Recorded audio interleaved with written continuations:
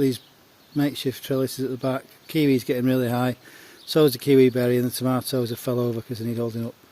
So we're going to build a big trellis at the back to hold everything up, and because we want it sort of to fit that size, you can't buy them, so we're going to make it out of roofing lats, which are 40 by 20 millimeters and just over 4 meters long.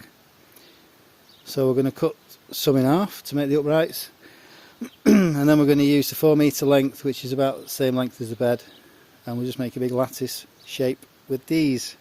So we're going to cut some in half for the uprights. Okay, so cut one of the bars 4.1, 2.1, so that's in half. There 4.2, and just screwed it in, made a rectangle. They've split because we didn't drill them, so we've drilled them. So now we've measured the middle, and that's the same, it's 2.1.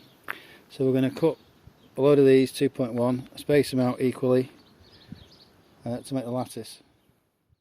Okay, so we've cut all the pieces of wood now, as you can see. We've got 1, 2, 3, 4, 5, 6, 7 going across. The long pieces at 4.2, we've got 1, 2, 3, 4, 5, 6, 7, 9, 10, 11, 12, 13 going up. They're half the length again.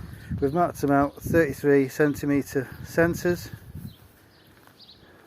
They're not fixed yet, so they're going to be put in, but we're going to put screws in them. We're not going to put screws in every joint, we're going to put them every other joint, and then the opposites on the next one, vice versa.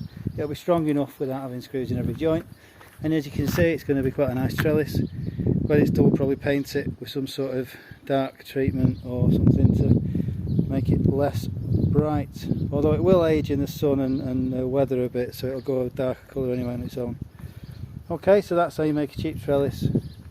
I think for the wood, including the lats over there that are left, a pack of 20 was 40 something euros, and you won't get many trellises for that from any of your cheap shops, and they'd be rubbish anyway, they won't be as heavy duty as this. So I'll show you when it's finished. Right, so back with the trellis. As you can see, it's been painted. Try to fasten it on the wall now, so we've got it somewhere near. We've propped it up because I don't want it resting on the soil. It's about, what, 25 centimetres above the soil now. We've propped it up on the ladder so we can level it and get a screw in one side, and then when we get the other side level, we'll put a screw in the other side, and then we'll put some more in the middle just to hold it up. But that's a tip for holding your trellis up if you're working on your own, or it's a big trellis. Look at what we did, look at what we did, look at this beautiful trellis and the little things that you've tied to it. Look at what we did.